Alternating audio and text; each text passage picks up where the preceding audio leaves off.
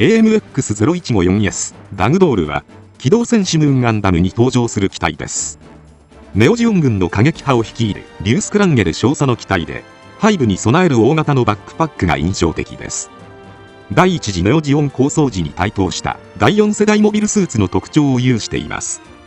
今回はそんなダグドールについて解説させていただきます。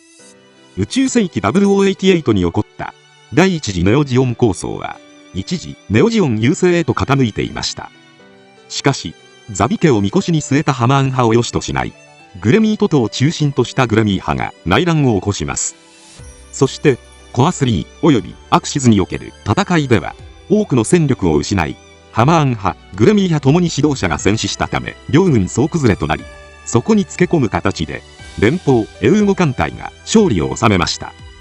ここでエウーゴの艦隊がコア3に到着した時、ミネバの影武者を乗せた機関サララーンをはじめ多くのネオジオン軍兵士は投降を選びましたが、ジオン再興を望み連邦軍への投降を拒んだ者も少なからずいました。なおグレミーともハマーンとも折り合いの悪いシャアを支持する大軍派は終戦とともに真っ先に逃げ出したようです。しかしハマーン軍グレミー軍と分かれて戦っていた両者は指導者を失ったため逃げるあてもなく、ただ連邦軍に潰されるのを待つのみでした。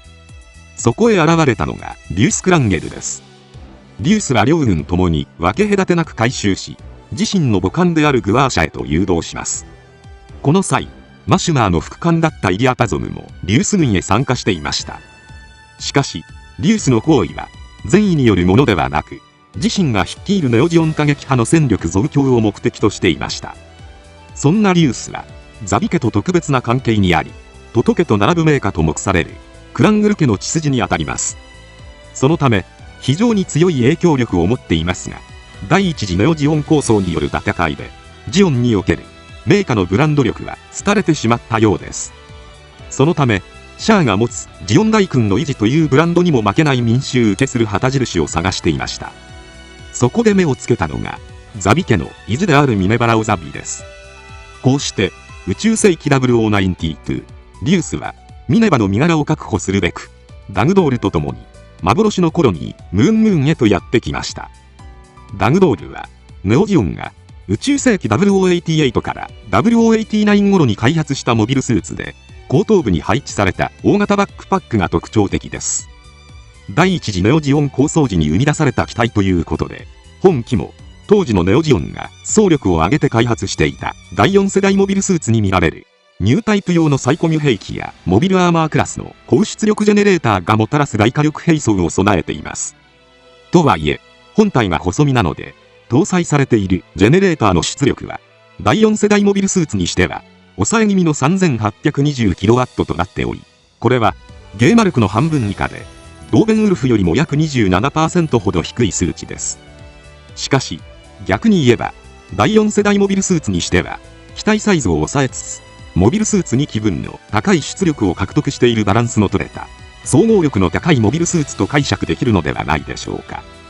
そんな本機は最大の特徴として後頭部に円形のバックパックを持ちます。これはサイコミュ兵装以外にも独立したジェネレーターや3機のモノアイが搭載された外付けのコンテナという位置づけの装備です。この円形ユニットと後頭部を接続したマシンヘッドモードではサイコミュ情報伝達演算処理能力が通常の3倍の性能となるので、ニュータイプ能力が低い人物でも多数のオールレンジ兵器を同時運用することが可能です。ただし本モードでは円形ユニットの3機のモノアイも起動することで空間認識能力が飛躍的に向上する代わりに、その分パイロットへの負担も大きくなるため短時間しか起動できない諸刃の剣となっています。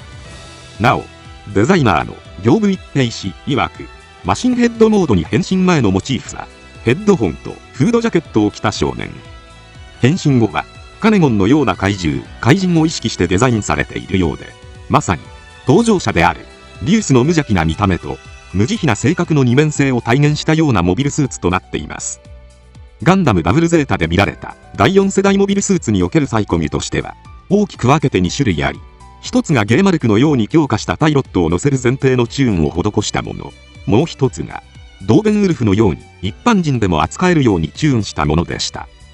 しかしダグドールはどちらでもなく、一時的に機体の限界性能を引き上げて、サイコミュ並走の同時制御を行うという思想で開発されています。そのため、発想としては、エグザムシステムや後年のナイトロなどの次元強化に近いかもしれません。そんな本機の武装としては、まず、円形ユニットに20機搭載されたリーダービットがあります。マシンヘッドモード時にのみ使用可能な兵装で、アッザムに搭載されたアッザムリーダーの発展型とされています。敵機を囲むようにビットを展開し、特殊な磁場を形成することで、空間内の機体へ電磁攻撃を行うことが可能です。モビルスーツの伝送系の破壊を目的とした武装ですが、損傷の度合いによっては、本武装だけで撃破もできます。高い空間認識能力が必要な代わりに、一度捕まれば逃げ出すことは困難ですが、マシンヘッドモード時にしか使用できないため、稼働時間は短く、円形ユニットを損傷すると停止してしまうなど、弱点も多い兵装です。コア3撤退戦では、5機のモビルスーツを一度に破壊する場面も見られました。また、円形ユニットには、リーダービットだけでなく、複数のサイコミュ兵装が搭載されています。まず、キュベレイ系列と同系統のファンネルが5機あります。ただし、本機のファンネルはサイズが大きいので、出力も高く、作中では、ラーギルスに対して航行不能となるレベルのダメージを与えていました。なお、設定上は5機あるものの、設定画では4機しか見られず、UC エンゲージ版でも4機しか確認できません。しかし、ゲーム、バトルオペレーション2では5機が確認できるようになっています。また、リフレクタービットが30機搭載されています。これは、ビームを反射して変更する反射板なので、ビット自体に攻撃能力はなく、ファンネルのビーム攻撃を変更して、敵機を一網打尽にすることを目的とした兵装です。ただし、今のところ漫画作中で使用した描写はなく、バトルオペレーション2でもリフレクタービットは搭載されていません。また、手持ち武装として、長射程、高出力のロングビームライフルを持ちます。約58メートルまで、遠心可能なビームブレードに変形させて格闘戦を行うことも可能です。本機の場合、ライフル自体が長身なので、さらに遠心したビームブレードは、あまり取り回しが良くなさそうな気もしますが、作中では、マシンヘッドモードを使用していない際の主兵装として使用されています。他にも、頭部には、4門のバルカン砲を搭載。腹部に、サザビーのような腹部拡散メガ粒子砲を搭載。両腰部に、予備としてのビームサーベルを2本搭載。そして、シールドに、4門のメガ粒子砲が内蔵されています。ただ、作中では、リュースがライフルとサイコミュ兵装だけで、的確に敵機を落としているからか、これらの武装を使用しているシーンは見られません。作中では、ネオジオン過激派によるムーン襲撃後、小惑星の上で座禅を組むかのような姿勢で待つという印象的な登場をしました。そして、コロニー潰しに失敗して逃げ帰ってきた部下を始末しています。さらに、ミネバを確保したラーギルスを足止めするため、遠距離からのファンネル攻撃で、的確に機関部を破壊し、航行不能状態へと追い込みました。その後は、過激派とムーンの戦士隊による、ラーギルス制圧にも出撃。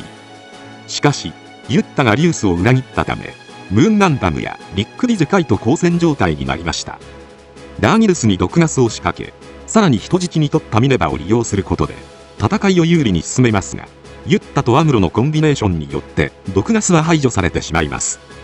それでも、ミネバを人質にした有利は変わりなく、マシンヘッドモードで、敵を一網打尽にしようとしますが、意外な援護により形勢逆転。さらに、その隙を突いたアムロの攻撃で、左腕を損傷し、ミネバも取り返されたため、一時撤退を余儀なくされました。しかし、その後、母艦である、グワーシャとモビルスーツ部隊を率いて、ロンドベルとガンダムがいなくなったムーンを制圧。幻のコロニーの実質的な統治者となっています。余談ですが、ダグドールには、ゲーマルクの系列機という設定が存在します。そのため、ダグドールの型式番号は、ゲーマルクの AMX01 号を引き継いだものとなっています。ただ、見た目には、あまり共通点はなく、恐竜的進化を遂げたゲーマルクに対して、ダグドールの本体は、モビルスーツらしいスマートな体型をしています。他にも、ゲーマルクが、全身に内蔵型のメガ粒子砲を装備した超重火力モビルスーツなのに対し、ダグドールは内蔵火器をバルカンと複船が粒子砲のみに抑えて汎用性を高めた機体になっているので、コンセプトも異なっています。しかし、ゲーマルクには、ジェネレーターを内蔵したマザーファンネルで、チルドファンネルの射程を伸ばすリレーファンネルシステムが搭載されています。この思想は、ジェネレーターを内蔵してファンネルを強化しているダグドールに受け継がれていると考えていいのかもしれません。ゲーマルクは、サイコミュの使用上強化人間しか扱えず、さらに火力に特化しすぎた結果、重力下では、随伴モビルスーツによる牽引を必要とするほど機動力が低いという欠点があったので、ダグドールは、ゲーマルクの問題点を解消して、汎用性と効果力を両立させようとした実験機的な位置づけの機体なのかもしれません。今回は以上となります。チャンネル登録されるかはお任せいたしますので、もしよければ、もう一本動画を見ていただけたら、とても嬉しいです。最後までご視聴いただき、ありがとうございました。